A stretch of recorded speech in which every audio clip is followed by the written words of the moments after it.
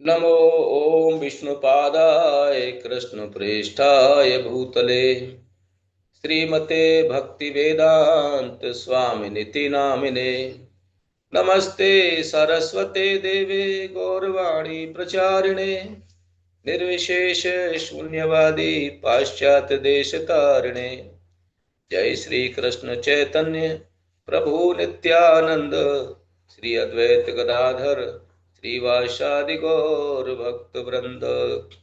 हरे कृष्णा कृष्णा कृष्णा हरे हरे, हरे राम राम राम हरे हरे। हरे कृष्णा।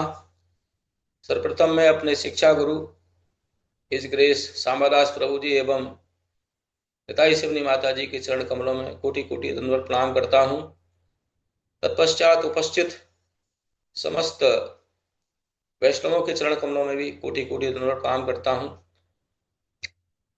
आज हम भगवत गीता के वर्ष नंबर 247 पर चर्चा करेंगे, जो कि बहुत ही फेमस वर्ष है लेकिन मोस्टली मिसअंडरस्टूड। लोग कहते हैं भगवत गीता का निष्कर्ष क्या है। जनरली लोग कहते हैं काम करो और फल की चिंता मत करो, नेकी कर दरिया में डाल। मतलब क्या है, वो सोचते हैं कि आप मेहनत करके अपना काम करो, अपना पढ़ाई करो, अपना जॉब प्राप्त करो और समाज में प्रतिष्ठा प्राप्त करो, ऊंचा पद प्राप्त करो, धन प्राप्त करो इत्यादि। और ये सब करने के लिए क्या करना, आपको बहुत मेहनत करना है और ये सब तो आपको मिल ही जाएगा क्योंकि आपने मेहनत किया है। It is assured. अगर आप वर्क हार्ड वर्क करेंगे तो आपको ये फल तो मिल ही जाएगा, फल की चिंता मत करो। इसका मतलब क्या हो गया कि भले ही वो फल की चिंता नहीं कर रहे हैं लेकिन कहीं ना कहीं उनके हार्ट में क्या है, इच्छा है फल को प्राप्त करने की, कि भाई मेहनत करो, फल की चिंता मत करो तो आ जाएगा अपने आप। ऐसे सोचते हैं लोग। लेकिन भगवत गीता का निष्कर्ष ये नहीं है। भगवत गीता का निष्कर्ष है मन मना भव मत भक्तो मद याजी माम नमस्कुरु। ये जो है भगवत गीता का निष्कर्ष है। इसका मतलब क्या है कि ये है कि आप अपना काम जो कर रहे हैं उसका जो फल है उसको आप भगवान को अर्पित करो। और भगवान को अर्पित करते करते आपकी ये स्थिति आएगी कि आपका मन जो है, जिसके लिए आप काम कर रहे हैं, भगवान के लिए कर रहे हैं, तो उसमें आपका मन लग जाएगा। ओके। मन मना भव मत भक्तो मद याजी माम नमस्कुरु। ये स्थिति जो भक्ति की जो है वो आएगी जब हम स्टार्ट करेंगे। क्योंकि अभी हम क्या करते हैं, अज्ञान में हम लोग कार्य करते हैं अपनी इंद्रिय तृप्ति के लिए। पूरा विश्व, जितना भी भौतिक जगत है, उसमें सभी इंद्रिय तृप्ति के लिए कार्य करते हैं, कुछ मनुष्यों को छोड़ करके जो भक्ति में लगे हुए हैं। क्योंकि चैतन्य चरितामृत में कहा गया है कि आत्मेंद्रिय प्रीति वांछा तारे बलि काम, कृष्ण इंद्रिय प्रीति वांछा धरे प्रेम नाम। तो सब तो अपनी इंद्रिय तृप्ति के लिए कार्य करते हैं, भगवान कृष्ण की इंद्रिय तृप्ति के लिए कौन कार्य करता है। तो ये जो है इस तरह से जो वर्ष है मिसअंडरस्टूड है। क्या वर्ष है? कर्मण्येवाधिकारस्ते माँ फलेषु कदाचन माँ कर्म फल हेतु भूर्मा ते संगवस्तु अकर्मणि। क्या मतलब है? कर्मण्येवाधिकारस्ते, कि कर्म करने का तुम्हारा अधिकार है। क्योंकि आपको ये मनुष्य शरीर मिला है, इसके अंदर आपको कर्म इंद्रियां, ज्ञान इंद्रियां, यानी सब कुछ दिया हुआ है। भगवान ने इंद्रिय विषय दिए हुए हैं आप, और इंद्रिय विषयों के अलावा यहाँ से अपने को भक्ति में लगाने के लिए साधन भी दिए हुए हैं। गुरु परंपरा दिया हुआ है, शास्त्र दिए हुए हैं, गुरुओं की व्यवस्था की हुई है। यानी सब कुछ, दोनों चीज दिया हुआ भगवान ने कि आप चाहें तो अपनी इंद्रिय तृप्ति के लिए अपने शरीर का इस्तेमाल कर सकते हैं, चाहे तो आप यहाँ से निकल करके भक्ति करके भगवत धाम को जाने का भी काम कर सकते हैं। तो कर्मण्यवादी कारस्ते, आपको जब ये शरीर मिला है तो इसको क्रिया करने के लिए मिला है। वो क्रिया जो है आप कैसे करते हैं वो महत्वपूर्ण है। तो अकर्मण्यवादी कारस्ते, आपको जब शरीर मिला है तो आपको काम करना है, पहला चीज तो यह है। और माँ फलेषु कदाचन, फल पर आपका कोई अधिकार नहीं है। फल पर अधिकार क्यों नहीं है? क्योंकि ये शरीर ही आपका नहीं है। हम एक जीवात्मा हैं जो इस भौतिक संसार में आए हुए हैं, संसार में भोग करने के लिए। और भोग करने के लिए शरीर मिला हुआ है, लेकिन मनुष्य शरीर जो है स्पेशल है। इसको जो है अपने भोग के अलावा इसको भगवान की भक्ति के लिए भी लगाया जा सकता है।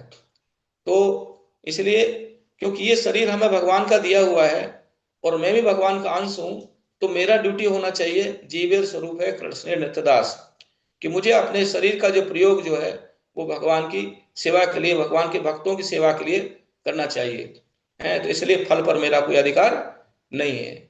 और दूसरा पॉइंट ऑफ व्यू हम देखते हैं, माँ कर्म फल फल हेतु भू माँ, यानी आप ये भी मत समझो कि ये कर्म फल जो आया है मेरे कारण आया है।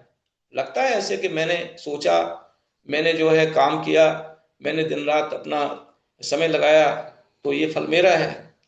लेकिन आप ये सोचिए, इन एसेंस आप जो है भगवान के हैं। ममई वांसो जीव भूते सनातन, ममई वांसो जीव लोके जीव भूते सनातने। तो हम भगवान के अंश हैं, और हमको ये शरीर जो है भगवान ने हमको दिया है। शरीरम यदवाप्नोति यच्च उत्क्रामति ईश्वर है, कि हमको जब ये मनुष्य शरीर मिला है तो हमें ये भगवान ने दिया हुआ है। तो इसलिए, और हम देखते हैं कि जब हमारा शरीर चलता है, रात को हम सोते हैं, तो हमारी श्वास चलती है, हमारा ब्लड सर्कुलेशन होता है, वो हम कुछ नहीं करते, अपने आप चलता है। पाचन क्रिया अपने आप चलती है। तो इतना ही शरीर जो है हमारा चल रहा है, इतनी सारी फैसिलिटी, जो हवा है उससे हम सांस ले रहे हैं, हमको जो धूप मिल रहा है, जिस जमीन पर हम रह रहे हैं, जो पानी हम लेते हैं, या और जो वनस्पति है, अन्न इत्यादि, फूल फल सब्जी इत्यादि, सब कुछ तो भगवान का व्यवस्था किया हुआ है।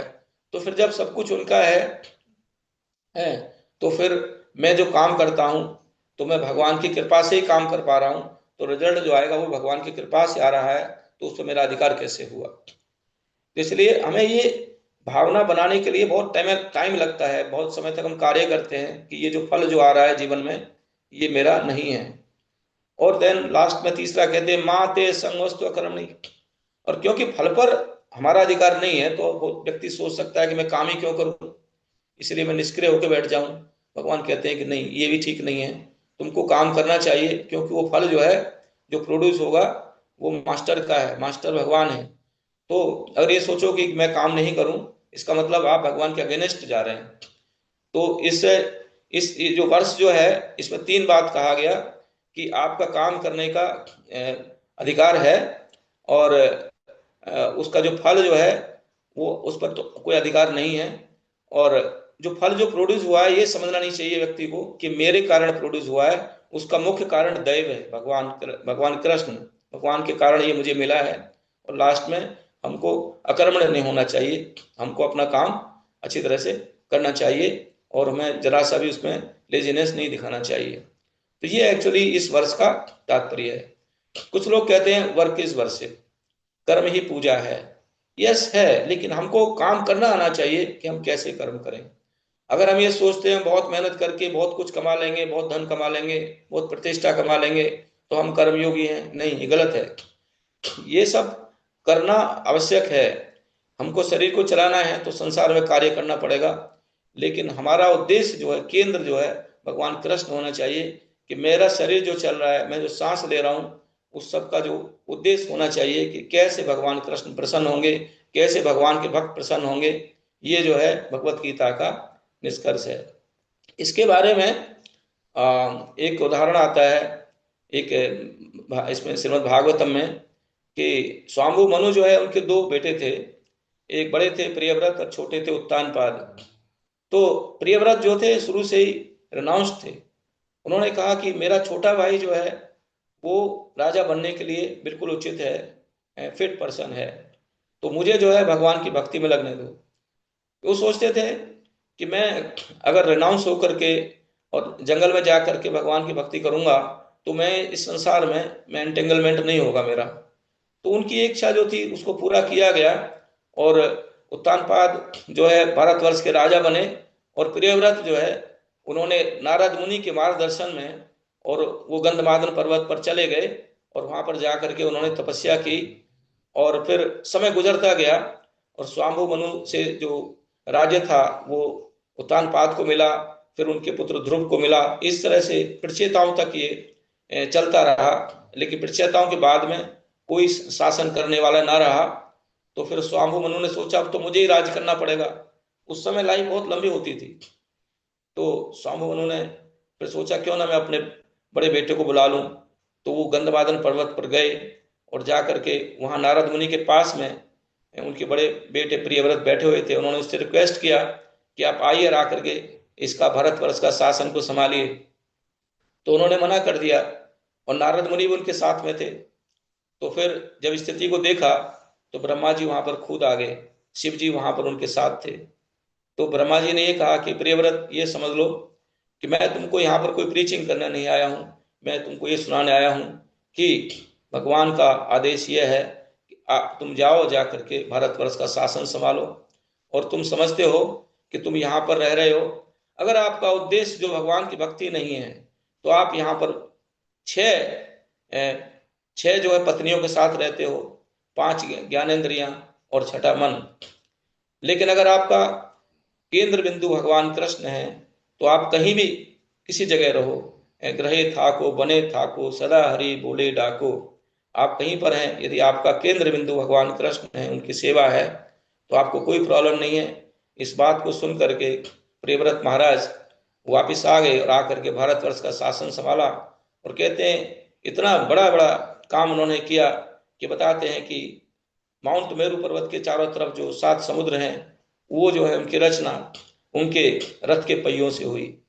तो ये ये जो है वर्ष जो है इसका जो निष्कर्ष यही है कि हमको जो है अपना सर्वस्व भगवान की सेवा के लिए दे देना चाहिए। जैसे गुह जो था, उसने जब भगवान राम वन में जा रहे थे, रास्ते में उनकी मुलाकात गुह से हुई जो आउटकास्ट था, लेकिन उसका हृदय पूरी तरह से भगवान को समर्पित था और उसने भगवान को पूरी तरह से अपना समर्पण करके उनको ये दिखाया। तो इस तरह से भगवान को पूरी तरह से उन्होंने प्रसन्न किया। तो आप किसी स्थिति में क्यों आप आउटकास्ट हैं, स्त्री हैं, पुरुष हैं, माम ही पार्थ व्यपाश्रित ये अपि पाप योनि, स्त्रियों वैश्य तथा शूद्रास्ते अपि यान्ति पराम गतिम। ये इस बात पर निर्भर नहीं करता है कि हम किस स्थिति में हैं। केवल भगवान को क्या है, राम केवल प्रेम प्यारा जान ले कोई जानन हारा। उनको केवल अपना प्रेम के भूखे भगवान, और उनको कुछ नहीं चाहिए। तो उनके प्रेम को विकसित करने के लिए हम अपने शरीर को हमें इस्तेमाल करना चाहिए। ये नहीं सोचना चाहिए कि अपना काम करो, फल की चिंता मत करो, फल तो अपने आप ही आ जाएगा। हरे कृष्णा। यदि मेरे से कुछ त्रुटि हो गया इसमें, उसके लिए क्षमा याचना करता हूँ। हरे कृष्णा। दंडवत प्रणाम।